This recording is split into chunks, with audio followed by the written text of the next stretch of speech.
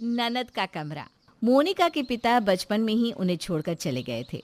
मोनिका ने कभी अपने पिता को देखा तक नहीं है। उसकी माँ ही उसे और मयंक को अकेले ही पाल पोस कर बड़ा करती है। मोनिका जैसे ही कॉलेज में जाती है, उसकी माँ को हार्ट अटैक आ जाता है और वो मोनिका की जिम्मेदारी मरते वक्त उसके भाई मयंक पर छोड़ जाती है। एक रोज मोनिका अंधेरे में बैठी इसी दिन को याद कर रही थी। माँ, तुम्हें कुछ नहीं होगा, मैं तुम्हें अस्पताल ले जाऊंगी। नहीं बेटी, अब मेरा वक्त हो गया है, तू अपने भाई को बुला दे। मोनिका अपने भाई को फोन करके तुरंत बुलाती है।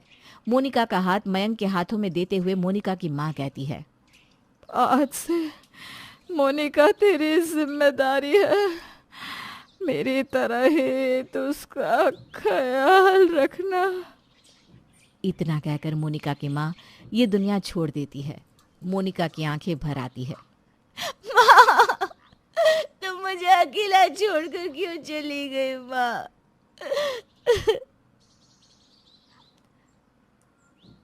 मोनिका अपने आंसू पोंछती है और खुद से कहती है, माँ को गए 5 साल हो गए। मुझे माँ का सपना पूरा करना है, मुझे वकील बनकर दिखाना है। इतने में ही दरवाजे की घंटी बजती है और मोनिका दरवाज़ा खोलती है और देखती है कि मयंक किसी लड़की के साथ गले में वरमाला डाले खड़ा है। आंखों में कई सवाल लिए मोनिका मयंक से कहती है, भैया, ये तुम्हारे साथ कौन है? ये तुम्हारी भाभी है, आज से बबीता हमारे साथ ही रहेगी। तुम स्वागत नहीं करोगी अपनी भाभी का? माँ होती तो इस अवसर पर झूम उठती और बड़े ही धूमधाम से तुम्हारा गृह प्रवेश करवा दी बबीता। मोनिका अपनी समझ से एक आरती का थाल और एक थाल में कुमकुम भरकर लेकर आती है। मोनिका बबीता और मयंक की आरती करती है और एक चावल से भरा कलश जमीन पर रखकर बबीता से कहती है, भाभी, आप ये कलश अपने पैरों से मारकर कुमकुम से भरे पैर लेकर अंदर आ जाओ। बबीता उसी तरह घर में अंदर आती है जैसा मोनिका कहती है। आने के साथ ही बबीता मोनिका के कमरे की ओर देखकर कहती है, हम इसी कमरे में रहेंगे मयंक। ये कमरा कितना अच्छा है, इसकी खिड़कियाँ कितनी बड़ी है और खिड़कियों से बाहर का नज़ारा कितना अच्छा दिख रहा है। पूरा बाजार तो घर बैठे ही दिख जाएगा। अरे यार, ये कमरा तो मोनिका का है, हमारा कमरा तो इससे भी अच्छा है, तुम एक बार देखो तो ज़रा। मयंक बबीता को कमरे में ले जाता है जो कि पूरा सजा होता है।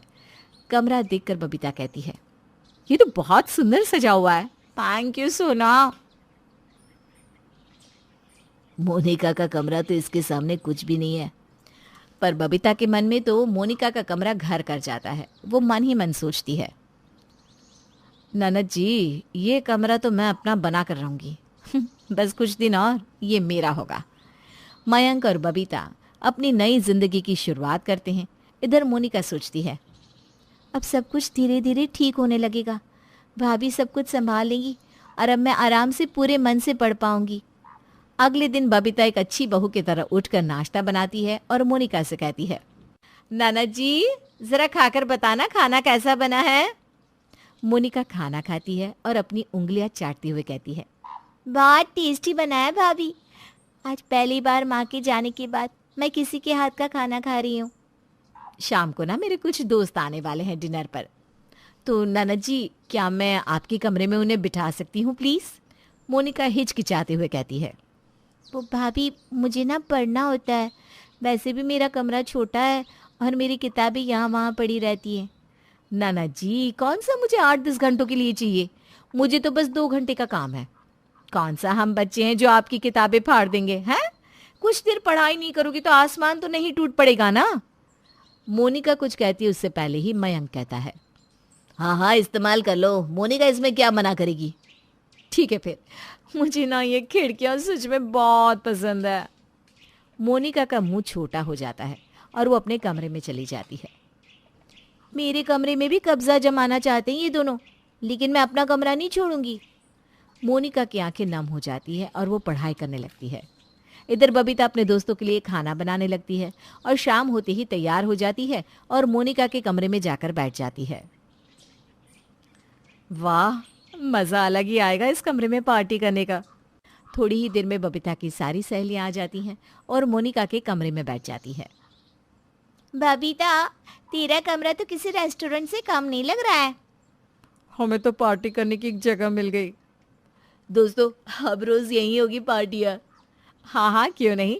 कोल्ड ड्रिंक के साथ गर्मा गर्म पकोड़े। मेरी शादी का ट्रीट कैसा लगा दोस्तों? लाजवाब। लगता है जीजू पूरे लट्टू है तुम पर। जोरू का गुलाम बन गया है वो तो। तभी ना शादी के पहले ही दिन इतनी अच्छी पार्टी मिल रही है। बबीता और उसकी दोस्त मोनिका के पूरे कमरे को गंदा कर देते हैं। ये सब देखकर मोनिका का कलेजा जलने लगता है। बबीता की सहेलियां इतना आवाज करने लगती है कि हॉल में बैठी मोनिका को पढ़ाई में डिस्टर्ब होने लगता है। वो मयंक से जाकर कहती है, भैया इतने शोरगुल में मैं कैसे पढ़ूं? ऐसा कौन ही हल्ला करता है? तू भी ना, छोटी छोटी बातों का बतंगड़ बनाना कोई तुझसे सीखे। थोड़ी देर की तो बात है, 2 घंटे में तो कोई बैरिस्टर नहीं बन जाएगी। मोनिका घूंट पीकर चली जाती है और खुद से कहती है, थोड़ी देर की बात है, थोड़ा बर्दाश्त कर ले मोनिका। कौन सा रोज रोज भाभी पार्टी करेंगी? नई नई शादी हुई है तो थोड़ा बहुत तो होता है ना। बबीता के दोस्त खा पी कर मजे करके चले जाते हैं। बबीता मोनिका का कमरा खराब ही छोड़ देती है और मोनिका से कहती है, झूठ मूठ का इतना ड्रामा कर रही थी, हो गया ना तुम्हारा कमरा खाली? मोनिका कमरा साफ करने लगती है। इतने में उसे 12 बज जाते हैं और वो बिना पढ़ाई किए ही सो जाती है। अगले दिन मोनिका नाश्ता करके अपने कमरे में पढ़ने बैठ जाती है। बबीता हर थोड़ी थोड़ी देर में मोनिका के कमरे में जाकर बैठ जाती और उसे पढ़ने में डिस्टर्ब करने लगती। मोनिका को गुस्सा आ जाता है, भाभी मुझे डिस्टर्ब हो रहा है, मुझे पढ़ना है, कल भी नहीं पढ़ पाई थी मैं। मेरे बैठने से आपकी पढ़ाई नहीं हो रही है, ये कौन सी बात हुई? हाँ, देखती हूँ कौन सा कुछ बन जाओगी। बबीता मोनिका के कमरे से जैसे ही उठकर जाती है, मोनिका अपना कमरा बंद कर लेती है। बाहर खड़ी बबीता कहती है, नाना जी कब तक बंद रख पाओगी ये कमरा? इससे तो मैं छीन के रहूंगी। शाम होते ही बबीता अपनी सहेलियों को अपने घर में बुला लेती है और मोनिका के कमरे में अड्डा जमा कर बैठ जाती हैं। मोनिका की सहेलियां खा पीकर वापस में मोनिका का कमरा गंदा कर देती हैं। एक काम करना, कोई मस्त सा गाना बजा दे, हम नाचते हैं। बिना नाच गाने के ना पार्टी अधूरी लगती है। हाँ हाँ, क्यों नहीं, लगाती हूँ ना गाना। बबीता की सहेलियां गाना लगाकर नाचने लगती है। इसी तरह रात के 10 बज जाते हैं और तब जाकर बबीता की सहेलियां अपने अपने घर जाती है। आए दिन ये रोज का ड्रामा हो जाता है।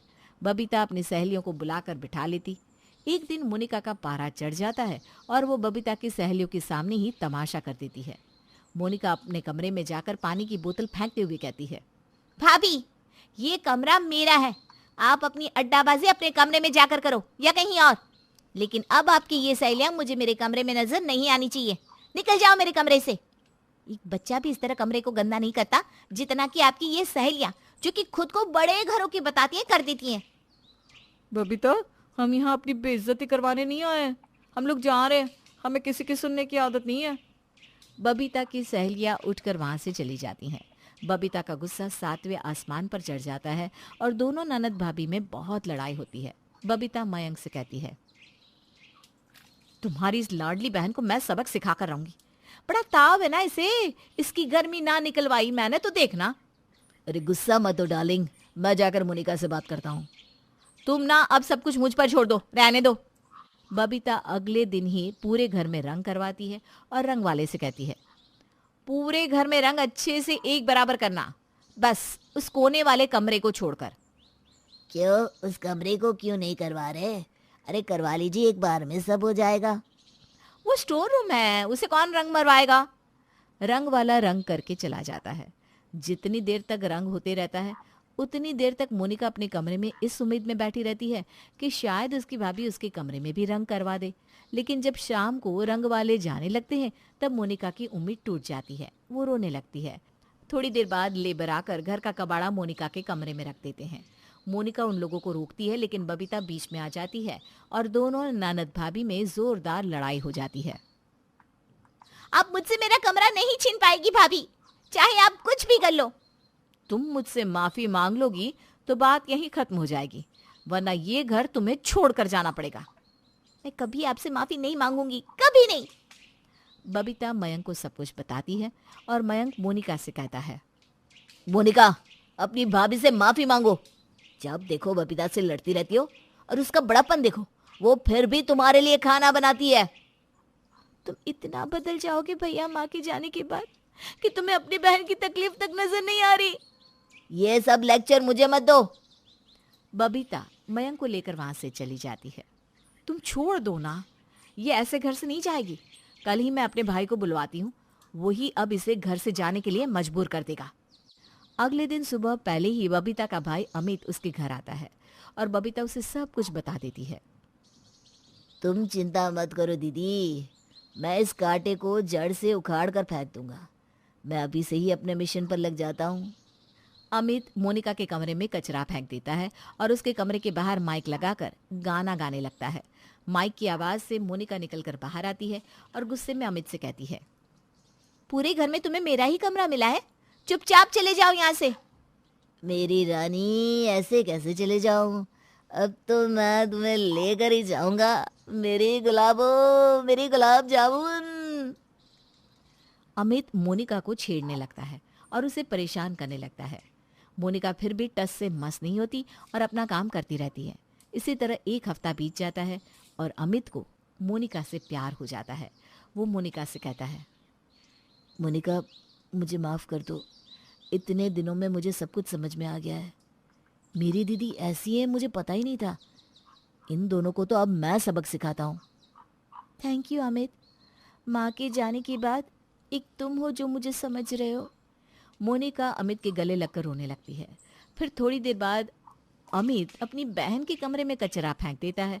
कचरा देखकर मयंक और बबीता चिल्लाने लगते हैं, किसकी इतनी हिम्मत? शर्म नहीं आती? अपने भाई के कमरे में कचरा फेंकती हो? अमित बबीता से कहता है, दीदी ये मोनिका ने नहीं, मैंने फेंका है। तुमने अपनी बहन और जीजा पर कचरा फेंका? यही चीज तो कभी आप मोनिका के लिए भी सोच रही थी ना। उसे कैसा लगता होगा जब उसका भाई और भाभी उसके साथ ऐसा बर्ताव करते हैं। मैंने तो एक दिन किया और आप लोग तो हमेशा ऐसा करते हैं। और पता नहीं किस हद तक नीचे गिर गए अपनी ही बहन को घर से बाहर निकालने के लिए, और वो भी एक कमरे के लिए। मयंक की आंखें भर आती है, वो रोने लगता है। मुझे माफ कर दे मेरी बहन, मैंने बहुत गलत किया, मुझे भी माफ कर दो नाना जी। दीदी ये कमरा अब तुम्हें ही मुबारक हो। मैं मोनिका को लेकर हमेशा के लिए यहाँ से जा रहा हूँ। अमित मोनिका से शादी कर उसे अपने साथ ले जाता है और मयंक के दिल पर एक बोझ रह जाता है कि उसने मोनिका के साथ बहुत गलत किया।